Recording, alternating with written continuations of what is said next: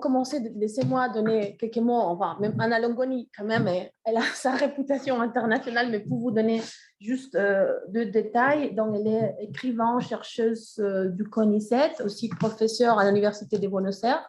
Pendant quand même 4 années, elle était chef des programmes publics au musée Reina Sofia.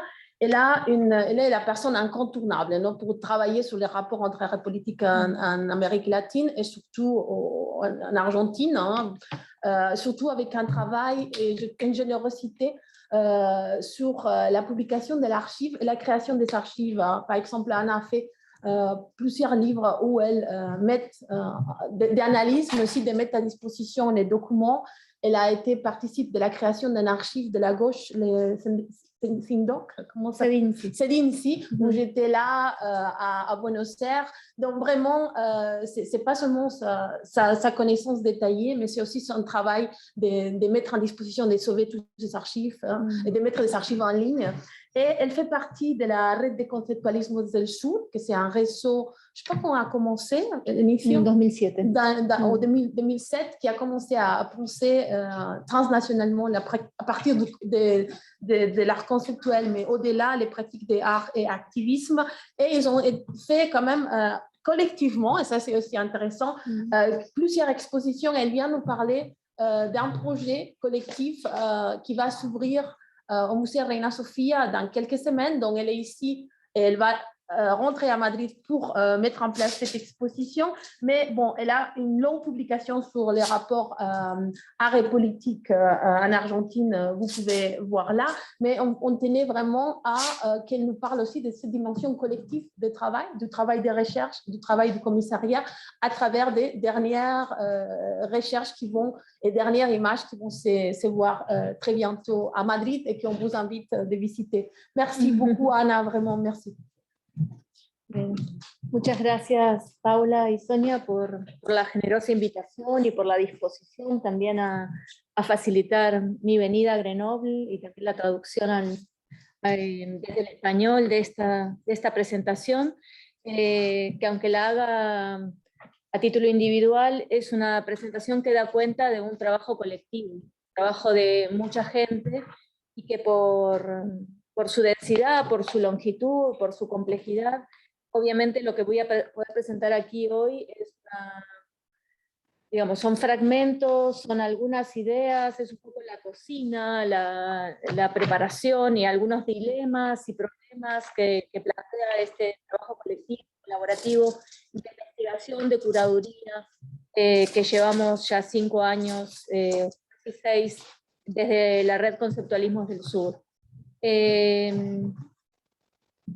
También es una posibilidad de entusiasmarles en quizás poder visitar la exposición que va a estar en Madrid desde el 17 de mayo hasta octubre en el Reina Sofía, y luego va a viajar a México, al MOAC, entre noviembre de este año y julio del año que viene. O sea que va a haber esas dos, por lo menos hasta ahora, esas dos oportunidades de conocer esta exposición en pleno, que es una exposición grande, con más de 600 trabajos, o sea que lo que voy a poder mostrar hoy es apenas una serie de fragmentos de nudos, de problemas que quisiera compartir con ustedes.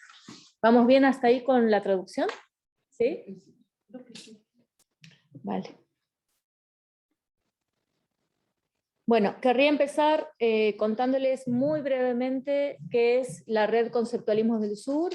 Como decía Paula, la red se fundó en el año 2007, ya llevamos 15 años de trabajo colectivo, y la red se define a sí misma como una trama afectiva y activista, ¿sí?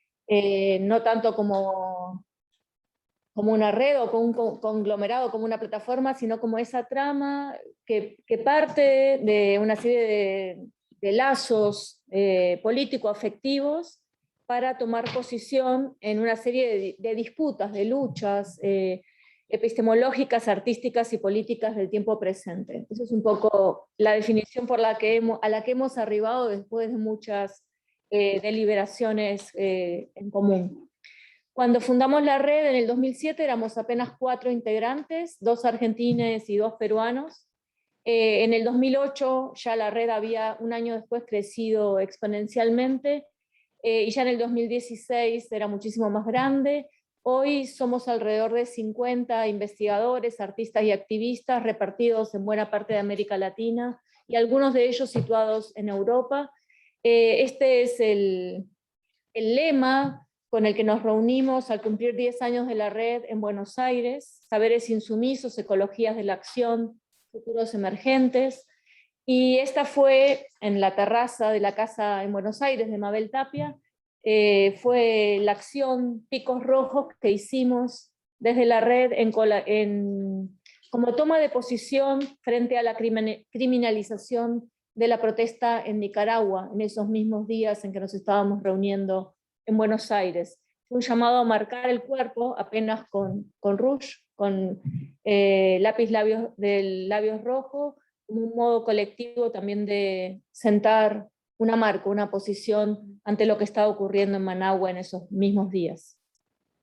La red inicialmente se organizó de manera asamblearia, y de hecho seguimos teniendo 2 plenarios anuales donde tomamos decisiones, deliberamos, decidimos proyectos, destinamos recursos, etc. Pero también por su crecimiento hemos hace unos años decidido organizarnos en 4 grandes nodos de proyectos. Un nodo que tiene que ver con activaciones, que tienen que ver con distintos modos de activación, como recién contabas de nuestra plataforma web para los archivos, o diferentes publicaciones, etc. Un nodo de investigación, donde actualmente estamos motorizando 2 proyectos, uno sobre activismos y otro sobre ecologías críticas. Uno sobre archivos, el nodo archivos, que impulsa una veintena de proyectos en torno a archivos de arte y política en América Latina. Y el nodo publicaciones, que ya tiene una editorial propia, digamos. Todos los libros se pueden descargar en PDF de nuestra web, y que ya llevamos una revista y 4 libros publicados. Además de estos nodos de trabajo, la red se organiza en proyectos transversales, como fue Perder la Forma Humana hace unos años, ya hace 10 años, de la inauguración de Perder la Forma Humana, que fue un proyecto muy ambicioso, y que lo presento aquí muy brevemente porque es un proyecto hermano de Girográfico, tiene mucha relación con Girográfico. Perder la Forma Humana fue una investigación colectiva de más de 30 investigadores, que terminó en una exposición que pasó por Madrid, Lima y Buenos Aires, y luego fue de forma extraoficial a Santiago de Chile. Estamos preparando también, justo cuando se declaró la pandemia, su llegada a Montevideo. Y Perder la Forma Humana también es una publicación, que es una caja de herramientas, un glosario de términos claves, que está disponible para continuar nuevas investigaciones, es un poco la idea. Aquí tienen, simplemente para que tengan un pantallazo de la cantidad de gente involucrada, la lista de personas que nos involucramos en ese equipo de investigación y curaduría. Y quizás para elegir una imagen emblemática con la que partía un poco la investigación, esta acción de Pedro Lemebel, el escritor y performer chileno, Hablo por mi diferencia, que de alguna manera condensa en este gesto, por un lado, el tema de el protagonismo que asumen los activismos LGTB en esos años, y por otro lado también cómo esa figura travesti, pero un travesti sudaca con la media corrida, y la hoz y el martillo se convierte a la vez en una máscara, en un maquillaje, pero también en una cita, ¿no?, a un signo inequívoco de la tradición de las izquierdas, y cómo todo eso se condensa en el mismo cuerpo. Me parece importante también señalar que Hablo por mi diferencia fue acompañado por un manifiesto en el que Pedro Lemebel increpaba a la izquierda tradicional respecto de la ausencia o el borramiento o el silenciamiento en su programa respecto de la crisis del SIDA y de las demandas de la comunidad LGTB. Entonces, ese tipo de de fricciones, de cruces, era lo que nos interesaba investigar en una investigación que inicialmente se concentró en 4 grandes ejes: activismos artísticos vinculados sobre todo al movimiento de derechos humanos, desobediencias sexuales, espacios underground, sociabilidades juveniles y redes y solidaridades internacionalistas, pero que a poco de empezar a investigar nos dimos cuenta que compartimentar la investigación en esos 4 ejes era insuficiente, terminaba siendo un corset o una limitación, y entonces voy a poner un ejemplo únicamente de por qué esa decisión de disolver la investigación de otra manera y pensarla en otros términos, de los cuales son herederos también los modos de investigar de giro gráfico. Por eso me detengo aquí. Voy a contar la acción de las yeguas del Apocalipsis, el dúo chileno integrado justamente por Lemebel y por Francisco Casas. En el año 89, el 12 de octubre, aniversario de la conquista de América, tomaron por asalto la Comisión Chilena de Derechos Humanos sin permiso, y sobre un mapa de Sudamérica cubierto de vidrios rotos de botellas de Coca-Cola, bailaron una cueca que es este baile tradicional chileno que las mujeres chilenas habían ocupado con la cueca sola, bailando sola ese baile de seducción, para señalar justamente la ausencia de sus padres, de sus compañeros, de sus hijos, que habían sido víctimas de la represión de la dictadura chilena, de la dictadura de Pinochet.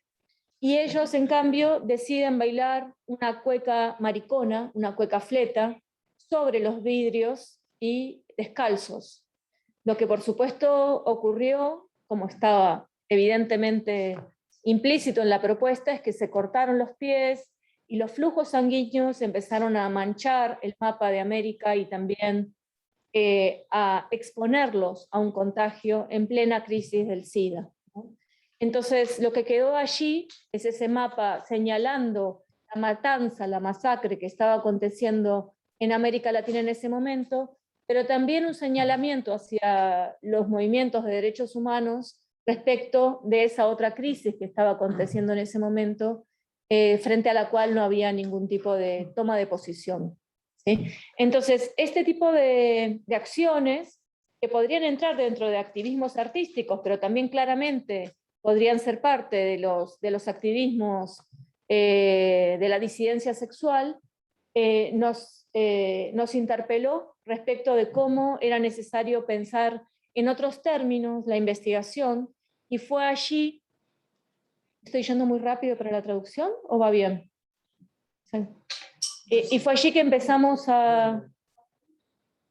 ¿Más lento? ¿Va bien?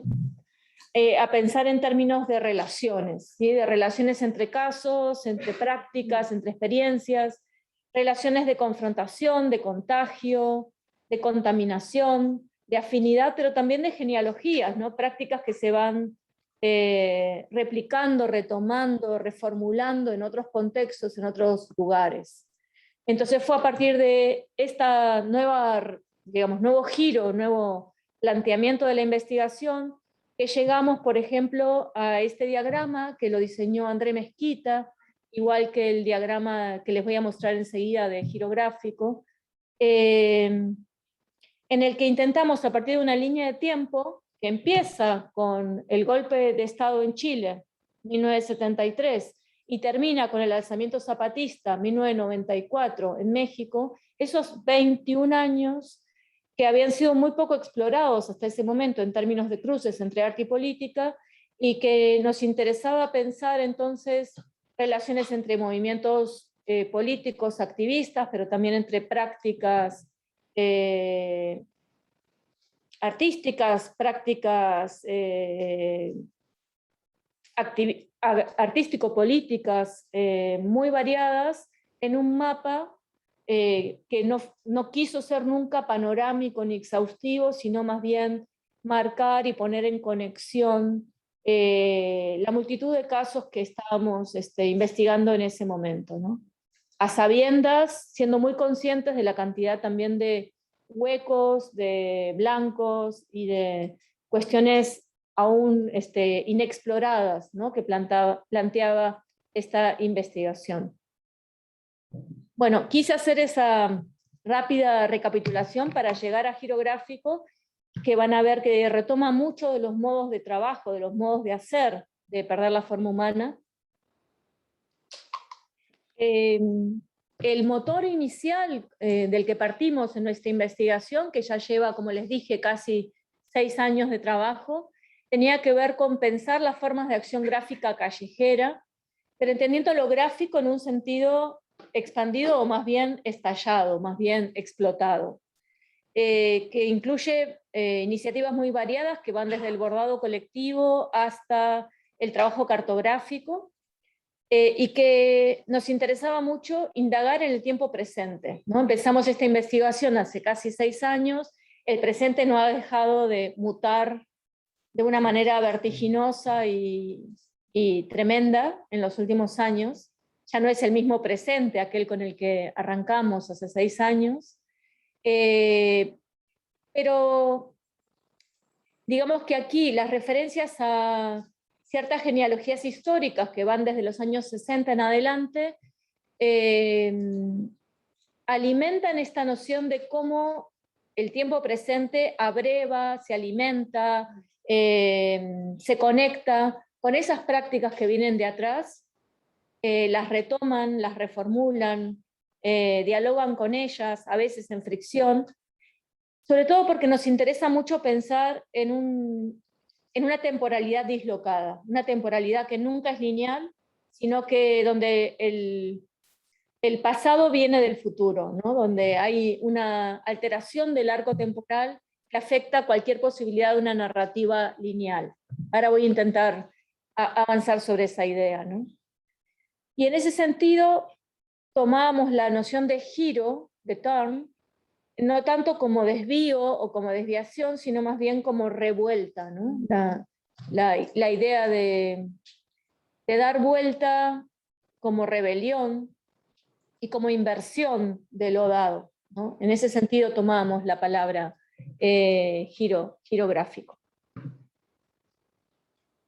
Inicialmente le propusimos al Museo Reina Sofía, que es quien está acompañando esta investigación, este subtítulo, que era un subtítulo muy descriptivo: Giro Gráfico, revueltas y acción colectiva en las calles en Américas, porque tomamos también Centroamérica, no solo América del Sur, sino Centroamérica, Cuba y Estados Unidos, en esta nueva investigación. 2022-1960, es decir, invirtiendo un poco el eje temporal. Y el museo consideró que este subtítulo no era nada adecuado, entonces nos obligó, y no estuvo mal, en este caso el forzamiento, la fricción que hubo allí, a cambiar por un subtítulo más poético, y ahí fue que surgió, como en el muro, La Hiedra, que es un verso tomado de una canción muy conocida de Violeta Parra, ¿sí?, Volver a los 17. Y nos parece muy precioso haber logrado encontrar ese subtítulo, pero sin embargo quiero excavar en esta arqueología, en esta cocina de la investigación, para contarles un poco que ese era un poco el eje o el marco en el que estábamos pensando. Revueltas y acción colectiva, callejera. En América habíamos expandido de habernos concentrado sobre todo en el cono sur, en Perder la forma humana, y algunos casos más hacia Centro y Norteamérica, y esta idea muy fuerte de una temporalidad alterada o afectada o dislocada, ¿no?, que va del presente hacia atrás. El equipo de investigación de Giro Gráfico es también muy grande. Somos más de 30 investigadores. La única vez que nos pudimos en estos 6 años reunir presencialmente fue en Buenos Aires, hace ya 4 años. Esta es una foto de ese encuentro. Es decir, que la enormísima cantidad de trabajo deliberativo y de escritura y de investigación y de curaduría se ha hecho a distancia, ¿no? Es uno también de las condiciones materiales con las que la red trabaja, ¿no? Esta idea del trabajo dispersos en muchas partes del mundo. Este es el diagrama, no es la última versión, sigue ajustándose, todavía no se imprimió, pero tienen como el anticipo de lo que va a ser el diagrama que propone André Mezquita a partir del trabajo colectivo para girográfico. Ven que en el medio del diagrama está la serpiente emplumada, Quetzalcóatl, que tiene que ver justamente con esta idea de una temporalidad mítica, una temporalidad circular, espiralada, ¿no? Donde los sucesos no pueden organizarse como recién habíamos intentado en Perder la forma humana a partir de un eje lineal, sino que se retoman, se resignifican, se recitan, vuelven de adelante, ¿no? Retoman un futuro que viene detrás, o un presente, o un pasado que viene de adelante y que afecta, altera la comprensión misma que tenemos del tiempo presente.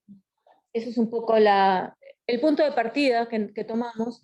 Voy a ir recorriendo con ustedes partes de este diagrama que propuso André a partir del trabajo colectivo para ir presentándoles muy brevemente algunos de los conceptos claves, ¿no? Por un lado, como ya les mencioné, la serpiente emplumada, esta idea de una temporalidad. Voy a contar algo que está en un epígrafe de Marta Dillon, la activista, hija de desaparecida, periodista y activista feminista, fundadora de Ni Una Menos, en Argentina, que el 24 de marzo del año pasado, cuando se cumplía un nuevo aniversario del golpe de Estado, escribió un texto precioso diciendo que cada 24 de marzo había algo del color de los muros de Buenos Aires, donde las enredaderas viraban al rojo por el comienzo del otoño, que le hacía rememorar en el cuerpo el tiempo que había vivido en su infancia con la desaparición de su madre, ¿no? El tiempo del golpe militar en la Argentina. Y nos pareció una idea muy precisa y muy preciosa de esa temporalidad, que nunca es lineal, sino que es cíclica, ¿no? Que se reitera y se repite.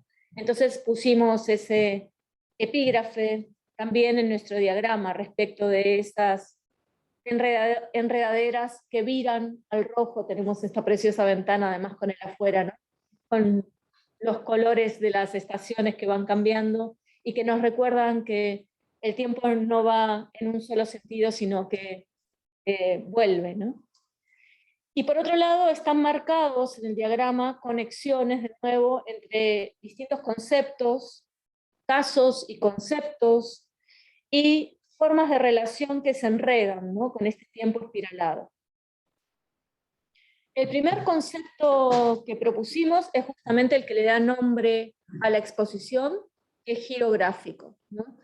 Y inicialmente habíamos pensado en girográfico como esa marca de alteración radical de los modos de hacer de artistas o de colectivos activistas a partir de las circunstancias de urgencia que los interpelan, ¿no? Por ejemplo, la guerra de Ucrania, o por ejemplo, el 68 en Francia, ¿no?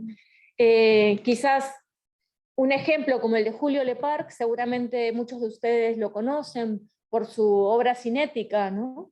Está radicado en Francia desde los años 50, y todo su trabajo de golpe en el 68 a partir de participar del Mayo francés, ser expulsado de Francia, retomar luego, lo convierte en un eje vertebral de este tipo de iniciativas colectivas, y también lo compele a producir este tipo de piezas que no tienen nada que ver con su trabajo anterior ni con su trabajo posterior, ¿no? Que tienen que ver con priorizar la comunicabilidad, la denuncia, en este caso de la tortura en Argentina, ¿no? Es un afiche de 1972. ese tipo de transformaciones abruptas, ¿no?, y radicales de los modos de hacer, que también tienen que ver con modos de hacer colectivos. Por ejemplo, el Taller 4 Rojo de Colombia, ¿sí?, de quienes también vamos a tener trabajos en la exposición, o la Oficina de Información y de Producción de Propaganda Política durante el gobierno de Velasco Alvarado en Perú, con los afiches para la reforma agraria, que muchas veces incluso incluían palabras en quechua, ¿no?, destinados a un campesino quechua hablante, y con evidente apropiación del pop, ¿no?, de los códigos del lenguaje pop, para constituir lo que Luis Durán llamó el pop achorado, que sería una palabra de la jerga peruana para decir soberbio, engreído, creído de sí. El pop achorado, ese pop que se usó, y se lió, como modo de comunicación política de las reformas de un gobierno populista en el Perú. Un segundo concepto en el que me quiero detener es el de gráficas intempestivas. Ahí tomamos la noción, justamente intentamos problematizar los vínculos entre prácticas pasadas y prácticas presentes a partir de ciertas persistencias o insistencias o apropiaciones críticas que caracterizan esta temporalidad desencajada. Esto que no es una reiteración, digo, esto es interesante en todo el activismo, que es la idea de que no hay una autoría o un valor de la originalidad, sino que lo que hay son insistencias de una caja de herramientas, ¿no?, que se vuelve a usar una y otra vez en diferentes contextos o situaciones, ¿no?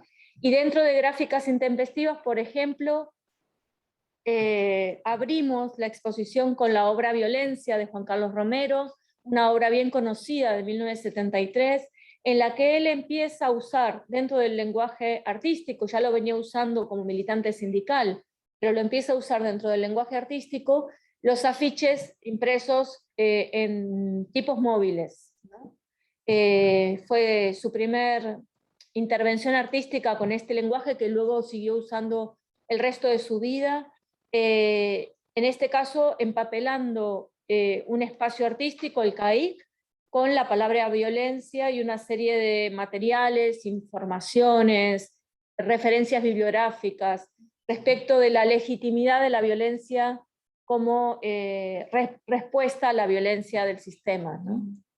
La que tenemos en blanco y negro es la original, y la que tenemos en amarillo es la versión que Romero imprimió a posteriori cada vez que volvió a insistir en los últimos años de su vida con esta instalación, que ahora se carga de nuevos sentidos, ¿no? Obviamente la discusión sobre la violencia hoy es otra.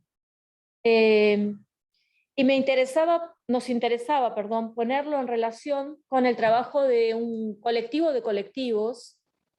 Es una red de muchos colectivos y artistas que se llama Resistencias Tipográficas, que claramente en diálogo con la práctica de Romero recurren a esta forma que uno puede considerar hoy anacrónica. De hecho, en Argentina quedan algunas imprentas de tipos móviles, pero en México son casi ya inexistentes, es muy difícil encontrarlas.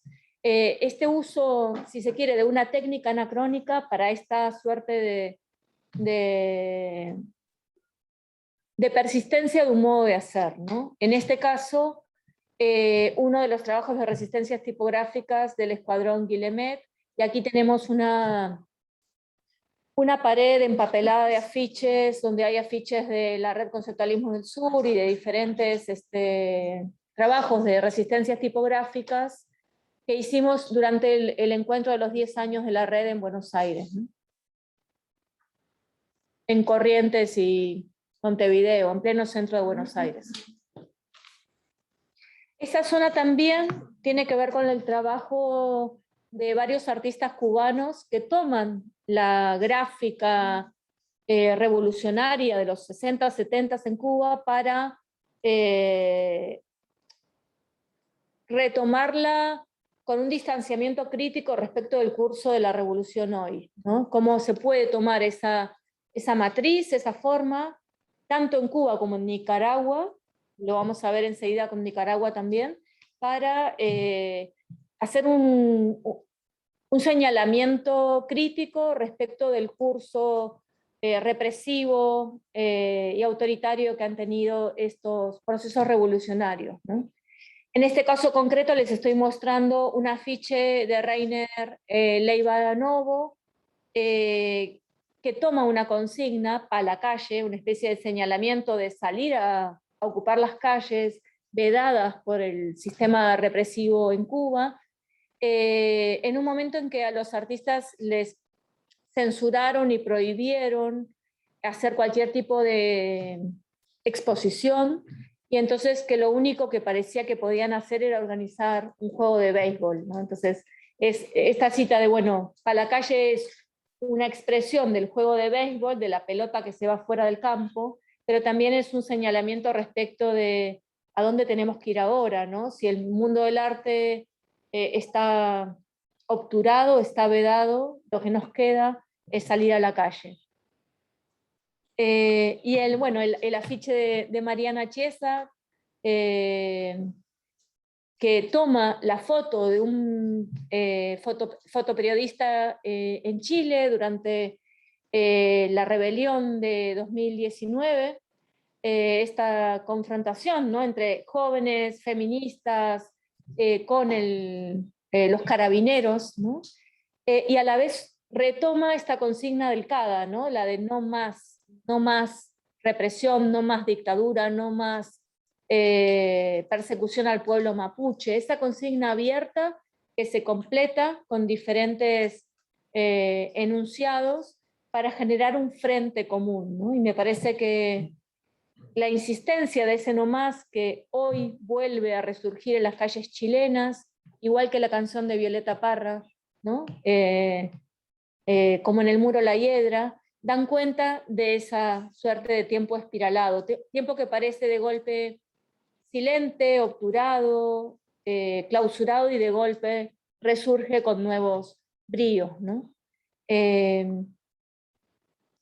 Otro concepto que se acuñó a lo largo del proceso de investigación es el concepto de arsenal, que mezcla la palabra arsenal de armas políticas, ¿no?, y señal, es decir, la dimensión comunicacional, para pensar en una serie de dispositivos gráficos que son muy variados y que tienen que ver con los modos de ocupación del espacio público, ¿no? Indicios de distintas demandas y también formas de marcar la presencia de la ausencia de los que no están, ¿no? Señales, arsenal de señales de la memoria social, ¿no? Y dentro de esta zona, por ejemplo, está las pancartas que se utilizan en Uruguay cada año, desde el movimiento de familiares de detenidos desaparecidos durante la última dictadura en Uruguay. Es muy interesante el tránsito que tienen, ¿no? Porque una vez por año, para el aniversario del golpe, se sacan a las calles, pero el resto del año están guardados en el Museo de la Memoria, ¿no?, como una instalación, pero también es una latencia, ¿no? Es algo que está allí disponible para ser activado y para salir. Y me parece interesante marcar ese umbral entre el museo y la calle, no como una frontera cerrada, sino como una puerta permeable, ¿no?, que permite salir y entrar, ¿no?, preservar y a la vez activar. Y también en esta zona está el trabajo que ha hecho la investigadora Moira Cristá sobre una asociación que surgió aquí en Francia en 1979, la asociación AIDA, que se expandió por otros países europeos y que fue muy importante en la iniciativa de un conjunto de artistas europeos y exiliados latinoamericanos denunciando la situación que se estaba viviendo en América Latina en esos momentos, ¿no? Las pinturas, pancartas que este colectivo realizó en diferentes marchas en París y en otras ciudades de Francia, en Ámsterdam, en Zúrich, etc., se han logrado recuperar y se van a exhibir en algunas de ellas en girográfico, ¿no? Sí. Otro de los conceptos que trabajamos es el concepto de cuerpos gráficos, que tiene que ver con la idea de que la gráfica se soporta, se sostiene sobre los cuerpos que la portan, ¿no? Sobre las camisetas, sobre incluso banderas pensadas para ser llevadas, ¿no? En los cuerpos. Aquí, por ejemplo, está todo el trabajo de la comunidad LGTB respecto de las corporalidades disidentes, ese trabajo del peruano Javi Vargas Sotomayor, en torno a un líder de la revuelta anticolonial, Tupac Amaru, que se reescribe, se reformula en clave LGTB, o el trabajo de Judy Nilsson, brasileño, que lo que hace es fotocopiar partes de su cuerpo y con esto hacer luego enormes vallas publicitarias, es decir, la intimidad de la piel del cuerpo llevada al espacio público a partir de esas ampliaciones, ¿no? O el proyecto de un colectivo de La Plata, el proyecto Cuerpo Puerco, en el que lo que hacen es superponer sucesivamente muchísimos de sus torsos desnudos para configurar un cuerpo otro, un cuerpo alterado, un cuerpo tembloroso, un cuerpo sin bordes, a partir de esa composición de cuerpos superpuestos, ¿no? O la performance de Mariela Scafati, una de las fundadoras del Taller Popular de Serigrafía en el año 2001 en Argentina, y impulsora hoy de serigrafistas queer y del colectivo Cromoactivismo. Mariela va a hacer esta performance el día de la inauguración de Girográfico, la viene haciendo desde hace muchos años, y consiste en partir de su cuerpo desnudo para superponer como capas de piel sucesivamente las camisetas que ha ido imprimiendo con el TPS, Taller Popular de Serigrafía, y con serigrafistas queer, dando cuenta de una cronología de las luchas del 2001 hasta hoy, pero también de las sucesivas consignas y luchas en las que ha intervenido estos colectivos, pero a la vez también ahogándose, porque esas camisetas, una arriba de la otra, la van dejando sin aire, hasta que llega un punto en que no puede respirar, ¿no? Entonces es también el momento en que se las empieza a sacar y empieza a contar la historia de cada una de esas luchas. Y parte de una frase de John Jordan que dice algo así como: es muy difícil hablar de amor al interior de los movimientos sociales, de los movimientos políticos. Y ella agrega también en el mundo del arte, ¿no? Es muy difícil hablar de amor. Entonces, son esas historias íntimas, afectivas, que nos atraviesan en este largo recorrido. En esta zona también vamos a poner camisetas de muchos otros lugares, ¿no? Como una especie de movilización espectral de cuerpos vacíos que solamente están señalizados por esas camisetas que vienen de Estados Unidos, de Brasil, de Colombia, y que dan cuenta también de esas confluencias de muchas luchas, ¿no? de camisetas que se portaron en distintas marchas o ante distintos reclamos. ¿Vamos bien hasta aquí?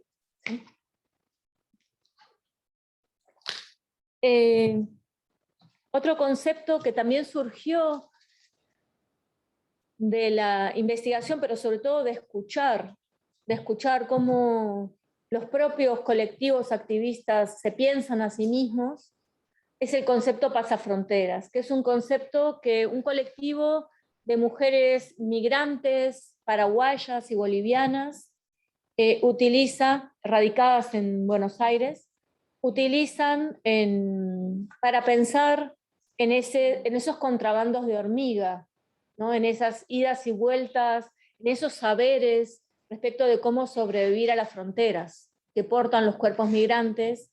Y esta cooperativa gráfica también hicieron esta preciosa agenda que estoy usando ahora y muchas otras cosas. Trabajan con serigrafía sobre tela y luego la bordan, ¿no? Entonces hay un trabajo de muchas manos allí. Y ellas usan el concepto, esta la hicieron durante la pandemia, somos esenciales. Utilizan este concepto pasafronteras para hablar no solamente de ese entrelugar, de ese saber de la frontera geográfica, ¿no? De la frontera geopolítica, sino también nos permitió pensar en esa frontera entre el arte y la política, entre distintos saberes, ¿no? Entre la impresión y el bordado, como saberes múltiples que se articulan, ¿no? En este tipo de trabajo, de traspaso, de socialización de saberes, de huida hacia territorios no conocidos, ¿no?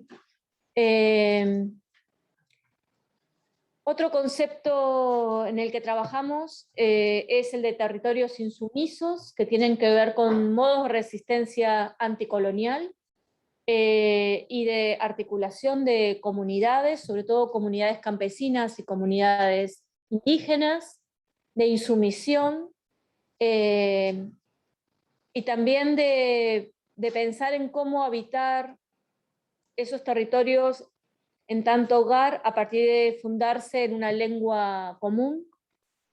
Y ahí, por ejemplo, trabajamos con distintas campañas en México y en Estados Unidos por la defensa del territorio, del agua, del aire. Trabajamos también con una matanza campesina que ocurrió en Paraguay a partir de diferentes formas de señalamiento. Por ejemplo, este afiche que pasó en Curuguaití, llamando la atención sobre esa matanza que había quedado completamente invisibilizada en los medios de comunicación, o con las distintas formas de gráfica mapuche, por ejemplo, esta colaboración del colectivo Delight Love, cuando se cumplía un año de la muerte en un acto represivo policial de Camilo Catrillanca, un joven campesino mapuche de 24 años, y lo que hacen es proyectar, como hace siempre Delight Love, ¿no? Conocerán quizás alguna de sus intervenciones, proyectar su rostro sobre un edificio público en la ciudad de Valparaíso, ¿no? Con la consigna que su rostro cubra el horizonte. Ese tipo de trabajos son los que están aglutinados en esta zona de la investigación. Otro concepto sobre el que trabajamos, pero no estar siendo muy abrumadora, es el concepto de contracartografías. Es un concepto que tiene mucho que ver con la investigación de André Mezquita, y allí aglutinamos prácticas que recurren al mapeo colectivo, por ejemplo, el trabajo de iconoclasistas que se vio hace un tiempo en el Pompidou, en una exposición en el Pompidou, a quién pertenece la tierra, y todos los trabajos de iconoclasistas se pueden descargar de manera libre de su página web. Tienen un código abierto, ¿no? De copyleft de todos sus trabajos, que además surgen como piezas gráficas a partir de un trabajo donde confluyen saberes múltiples, ¿no? Saberes colaborativos. Un concepto hermoso que también aglutina esta investigación es el concepto de la demora, porque habitualmente se piensa la acción gráfica como signada por la urgencia, por la inmediatez de la intervención. Bueno, ocurre un feminicidio y salimos a la calle, ¿no? Y empapelamos con el rostro de esa mujer todos los muros. Y sin embargo nos interesó mucho trabajar con un tiempo demorado, que llamamos finalmente la demora, que tiene que ver con formas dilatadas en el tiempo de producir imágenes que de alguna manera ponen en tensión esta idea de urgencia, ¿no? Y que tienen que ver con tiempos lentos de producción, por ejemplo el del bordado, ¿no? Y ahí trabajamos, por ejemplo, con los bordados de mujeres refugiadas salvadoreñas, que en los años 80 bordaron las masacres que habían vivido sus comunidades en El Salvador, y luego enviaron estos pañuelos bordados como agradecimiento a un colectivo italiano que les había enviado recursos, y gracias a ese envío estos pañuelos se salvaron y hoy pueden ser conservados en el MUPI, el Museo de la Imagen y la Palabra en San Salvador, y son también parte de la exposición. O el más conocido trabajo iniciado por Fuentes Rojas en México, y que se ha diseminado tanto a muchos puntos de México como a lugares fuera de México, desde Argentina hasta Japón, donde hay comunidades de bordadores que se reúnen todos los domingos en la plaza pública a bordar un pañuelo por cada víctima. Cuando empezaron esta acción, hace ya más de 12 años, 2011, hace 11 años, se denunciaban 30.000 muertes violentas en México en los últimos años, y hoy se denuncian más de 70.000. Es decir, el número de pañuelos por hacer se ha vuelto cada vez más, 80.000, perdón, se ha vuelto cada vez más inalcanzable.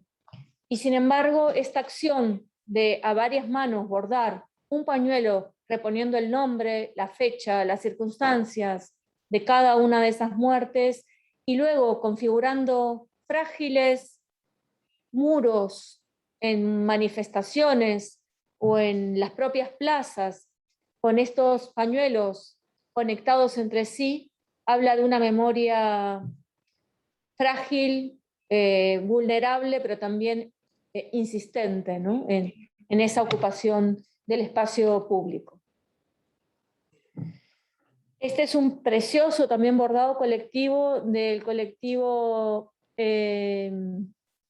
Linas do Horizonte de Belo Horizonte en Brasil, que también tiene que ver con recuperar cuestiones de los rituales, los orishás, la cultura popular, pero conectarla con las luchas del presente, por ejemplo, el Fora Temer o ahora el Fora Bolsonaro, ¿no? Desde que comenzamos la investigación estábamos en pleno momento del impeachment a Dilma Rousseff, y hoy el contexto en Brasil ha mutado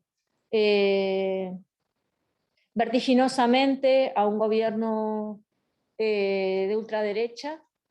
El asesinato de Mariel Franco aparece aquí. Bueno, hay una serie de circunstancias que se han ido de alguna manera incluyendo en este bordado colectivo con el que se sale a las manifestaciones, ¿no? Es una bandera que tiene que ver con la ritualidad interna del colectivo, pero también se convierte en una pancarta pública, ¿no? Conectando con lo anterior, otro de los conceptos que proponemos es persistencias de la memoria, que tiene que ver con cómo la gráfica ha sido una herramienta muy vital para contraponernos al silencio represivo, a darle nombre y presencia a las víctimas de la violencia policial, de la represión política, y de las narrativas oficiales, ¿no? que obturan esas memorias. Por ejemplo, iniciativas como Postales para la Memoria de Colombia, donde cualquier persona, sea artista o no, puede proponer una postal que circula por el correo postal. Cada una de estas postales por una víctima de la violencia que también crece exponencialmente en Colombia en los últimos años, o todo el trabajo de Black Lives Matter en Estados Unidos, y los diferentes artistas o colectivos activistas que han dotado de una visibilidad gráfica a este movimiento con carteles, con banderas, con otros elementos, o una campaña como Vivas Nos Queremos, que comenzó en México y se propagó a la Argentina, y que trabajan también con si se quiere, una técnica anacrónica como la de la xilografía, para producir piezas que luego se portan en las manifestaciones, ¿no? Otro concepto que me interesa rescatar para contarles es el concepto en secreto, que tiene que ver con poner en tensión otra de las dimensiones de lo gráfico, que habitualmente se piensa lo gráfico como lo público, lo visible, lo evidente, y sin embargo hay ciertos contextos donde lo gráfico debe permanecer oculto o en el marco de la intimidad. Y en este contexto, por ejemplo, trabajamos con los volantes hechos a mano por los colectivos LGTB del naciente movimiento LGTB en Argentina, en Brasil y en otros países latinoamericanos. En este caso el grupo Eros, primeros años 70, que eran volantes hechos en papelitos, escritos a mano y que se pasaban de mano en mano, ¿no? Y que se han conservado obviamente, no en archivos públicos, sino más bien en álbumes personales, ¿no? Aquí tenemos otro volante hecho a mano por el Frente de Liberación Homosexual, fundado entre otros por Néstor Perlonger, a principios de los años 70, o las primeras publicaciones, ¿no? Los fanzines han sido un soporte muy importante de la gráfica, y en contextos dictatoriales o represivos, esos fanzines circulan de manera clandestina o semiclandestina, ¿no? O el trabajo de Mirta de Ermisache, que por decisión de la propia artista prácticamente no se exhibió durante toda su vida en contextos artísticos, sino que circuló de maneras muchísimo más secretas, ¿no? Y donde ella trabaja con piezas que remiten a la prensa, pero donde es un puro significante, ¿no? Donde no hay significado. Obviamente sí lo hay, no hay sentidos, pero no hay palabras, ¿no? Son puros grafismos. O el trabajo que conecta mucho con lo de Mirta de Ermisache, de Ezequiel Suárez en Cuba, en donde este contexto represivo en el que las manifestaciones son fuertemente perseguidas y censuradas, lo que hace que se construyan estas frágiles pancartas con consignas, de nuevo, son puros grafismos, y que nunca se pueden sacar a la calle. Configuran más instalaciones de una marcha por venir, ¿no? O estas preciosas servilletitas de bar del chileno César Valencia, que interviene sobre las servilletas, el papel que se da en los bares para limpiarse las manos, con estas frases que siempre terminan con un fin y que forman parte de su serie Vivir con HIV. ¿Sí? No me arrepiento de nada. Fin. Son de una fragilidad minúscula, ¿no? Y tienen que ver con circulaciones que también se cuelan en lugares inesperados. Además de estos conceptos donde de alguna manera intentamos conectar contextos y casos diversos, hay también en la investigación dos zonas, yo las llamaría más monográficas. Una es el caso de Ayotzinapa, que ha sido, digamos, una eclosión de intervenciones gráficas desde que ocurrió la desaparición de los 43 estudiantes mexicanos, por parte de los familiares, de los padres y madres, pero también de colectivos de activistas y de artistas dentro y fuera de México, que desde 2014 han mantenido persistentemente la memoria y el reclamo por el saber qué ocurrió, la aparición con vida y el reclamo por la verdad y la justicia respecto de los 43 estudiantes normalistas. Voy a poner un solo ejemplo de esta zona que es muy prolífica, que en realidad confluyen en esta fotografía dos prácticas, ¿no? Que una es el antimonumento, más 43, que se instaló en la avenida Reforma, en pleno centro de la Ciudad de México. Estos monumentos que no tienen autorización, pero que los familiares y el movimiento social instalan y que permanecen allí, logran instalarse en la trama pública, igual que también, por ejemplo,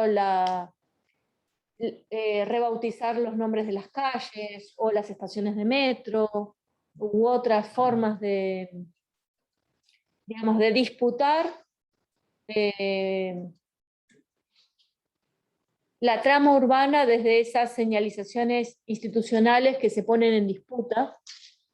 Y aquí lo que vemos es las huellas en el pavimento junto al antimonumento de una manifestación realizada durante la pandemia, ¿no? Un momento que el espacio callejero estuvo inaccesible por mucho tiempo y hubo que idear otros modos de espacio público.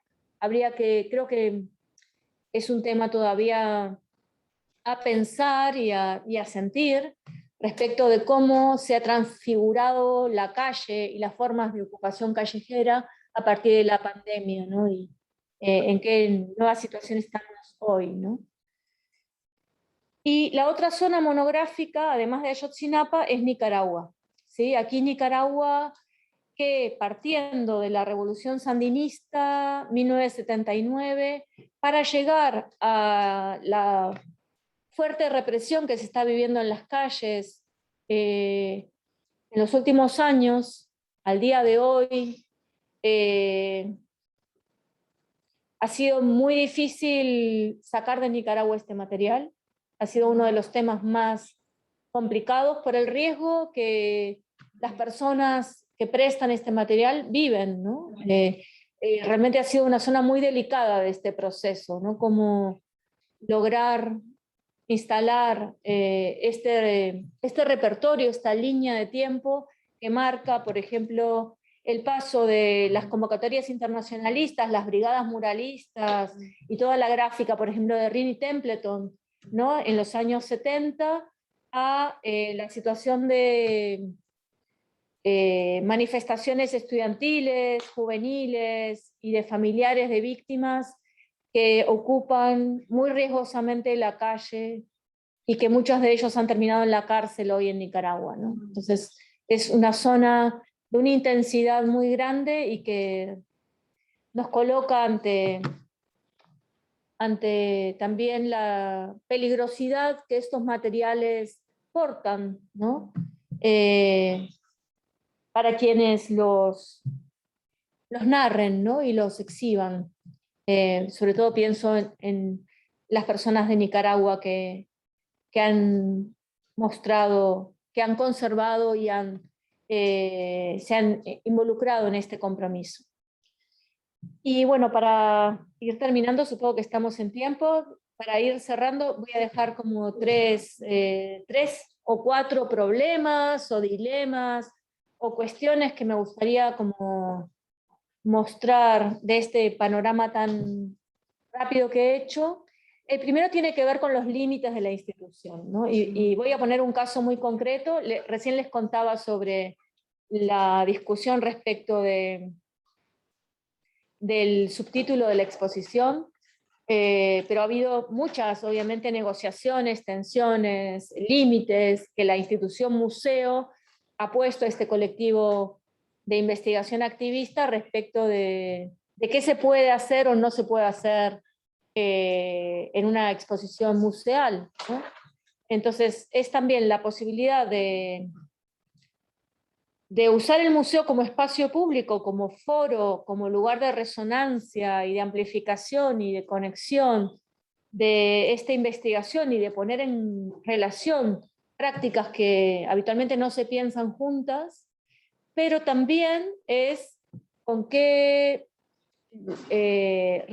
régimen de visibilidad ingresan al museo, ¿no? es todo un dilema que con perder la forma humana fue un tema que discutimos y que nos atravesó muchísimo y que aquí se vuelve a dar. Y voy a poner un ejemplo muy concreto de esta cuestión, que es este mapa que está dentro de la zona contra cartografías, que es un mapa muy conocido del grupo de arte callejero, del GAC, que se ha visto infinitas veces en las calles, pero también en distintas exposiciones colectivas, dentro y fuera de Argentina, se ha visto muchas veces también en Europa, incluso en España, incluso en el Reina Sofía, pero que ahora por la ley de protección de datos que se ha aprobado hace poco tiempo en España, consideran que al exponer los domicilios particulares de los genocidas responsables de la última dictadura militar en Argentina, estamos infringiendo la ley de protección de datos, y luego de un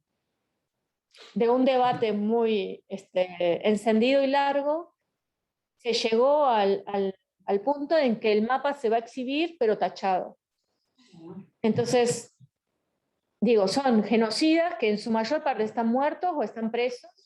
Esos domicilios particulares ya no afectan. Son domicilios denunciados hace más de 20 años y en Argentina, o sea, nada que afecte al territorio español, pero el hecho de estar en un museo público que no puede infringir esa ley ha llegado a esta solución absurda, ¿no? Entonces va a estar el mapa, pero tachado, ¿no? Lo quería contar como un ejemplo de muchos otros de ese tipo de negociaciones o tensiones, ¿no? Un poco absurdas que aparecen. La otra cuestión que querría plantear es, que nos planteamos mucho es, bueno, cómo alterar los modos de habitar el museo, ¿no? Que habitualmente cuando uno va a ver una exposición, mira, no sé, media hora, 45 minutos, una hora, 3 horas.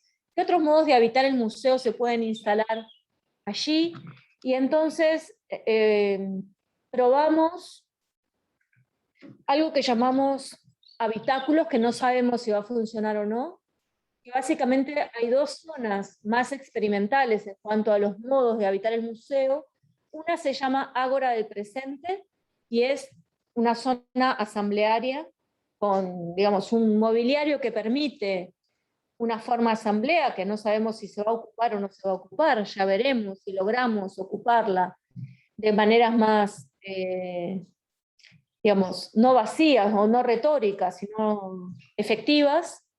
Y donde se están proyectando en 3 pantallas materiales que logramos actualizar hasta último minuto. Porque este es otro gran problema de la exposición, que es que nosotros queremos trabajar sobre el presente, pero obviamente los tiempos del museo hicieron que la lista de obra y de préstamos se cerrase 2 años antes de la pandemia. Entonces, hay un montón de cosas, por ejemplo, las manifestaciones en Chile, el movimiento feminista y la lucha por el derecho al aborto en Argentina, bueno, infinitas cosas que no iban a entrar y nos parecía muy grave que no entraran, y entonces negociamos que en esta ágora del presente estas proyecciones podían actualizarse hasta hoy, hasta ahora, ¿no? Las acabamos de entregar. Entonces, fue un modo de alguna manera parasitar la exposición para lograr colar formas del presente, o por lo menos no tan desactualizadas respecto de lo que está aconteciendo en el momento mismo de la exposición. Cómo hacer que el museo sea caja de resonancia de lo que resuena afuera, ¿no? En estos tiempos, cosa que es realmente difícil, ¿no? Para los tiempos largos y gestiones y burocracias del museo. Y el otro espacio en que habitamos de otra manera el museo y no sabemos si va a funcionar o no, es algo que llamamos biblioteca queer, y que es queer no solo por la temática, no solamente por la temática, porque hay muchos fanzines efectivamente de la comunidad LGTB, sino también hay materiales de muchas otras zonas de la exposición, pero nos interesaba que los materiales no quedaran encapsulados en una vitrina o en un marco, que se pudieran tocar, que se pudieran robar, que se pudieran sumar materiales nuevos que no estuvieran en la lista. Entonces, logramos que una pequeña sala de la exposición, una pequeña habitación, tenga otra lógica. No tenga vigilancia, no tenga cámara, no tenga guardia de seguridad, y esté, en vez de sillas o vitrinas, haya una cama donde la gente se puede echar, y los materiales están sueltos, no están atados, entonces pueden desaparecer, pueden sumarse nuevos materiales, pueden pasar lo que pase, ¿no? Es una zona como que logramos negociar, y espero que funcione así, como al margen del ojo avisor de la lógica del museo. Tiene otro color, tiene otras reglas de juego, ¿no? Y es una apuesta, porque efectivamente dentro del museo se pueda generar una zona autónoma temporal, ¿no? Vamos a ver si funciona o no. Esta es la publicación que estamos todavía negociando. Esta es la tapa que nos llegó anoche. Esperemos que sea la definitiva, que retoma esa pegatina colectiva que hicimos en Buenos Aires hace unos años, junto con resistencias tipográficas. El libro ha estado a cargo también de la edición de André Mezquita. Y el libro, igual que Perder la forma humana, no quiere ser un catálogo, sino que quiere ser un glosario de términos claves escritos colectivamente. Hay un ensayo en el que participamos 11 personas en la escritura, lo que siempre es mucho más difícil que escribir de a uno, les juro. Es súper complicado llegar a un texto que no sea un Frankenstein con este tipo de escritura. Y además queremos que sea como una micro exposición itinerante. Entonces, lo que hicimos fue negociar la inclusión de un sobre dentro del libro que tiene 8 piezas gráficas de diferente papel, de diferente tamaño, que corresponden a los 8 núcleos de la exposición y que se pueden quitar del libro y desplegar, pegar en las paredes, en las calles, en donde quieran. Entonces es de alguna manera como que la muestra se multiplique, aunque sea una versión muy chiquita y reducida, en esta proliferación que la publicación permite, ¿no? Y finalmente con la pregunta de qué presente es el que ingresa a la exposición, que siempre está esta cosa de este dislocamiento, aprovechando que ahora actualmente hay campaña electoral en Colombia, querría como aludir a una campaña que hizo Hijos de Colombia, la agrupación Hijos de Colombia, con la pegatina de afiches de candidatos que habían sido asesinados en los años 70, candidatos que la gente reconocía, mucha gente reconocía, ¿no? Como, digamos, de otro momento histórico, cruentamente, violentamente asesinados, y que de golpe aparecían, se infiltraban en las campañas electorales posteriores, ¿no? Y nos pareció un gesto anacrónico, igual que el uso de los tipos móviles, que nos interesaba mucho para pensar en esta dislocación del tiempo presente, ¿no? Como la aparición de un afiche de los años 70 en una campaña electoral de los años 90 o de los años 2000 puede de golpe producir un cimbronazo, un relámpago que afecte a la normalidad del tiempo presente, ¿no? Que lo disloque y lo altere. Entonces, bueno, son esos, si se quiere, 4 preguntas que quería lanzar. Una es respecto de los límites de la institución, cómo negociamos, o cómo renunciamos a algunas cosas, o cómo logramos instalar otras lógicas, pero como siempre está entre investigación activista y que da cuenta de prácticas activistas y una institución museos, hay lógicas muy distintas que entran en fricción. ¿Cómo se puede pensar, hasta qué punto, experiencias de habitar el museo en otras claves? La posibilidad de diseminación de estos materiales en otros lugares. La publicación es una posibilidad, pero no la única. Y luego este este gran tema que es si se puede o no hacer entrar el presente en esta caja de resonancia que es el museo, ¿no? De qué maneras y qué límites también encontramos en ese punto. Esta idea del anacronismo me parece que nos puede permitir una vía, pero no la única, ¿no? Bueno, con eso termino. Si quieren plantear preguntas o comentarios o lo que sea, bienvenidos.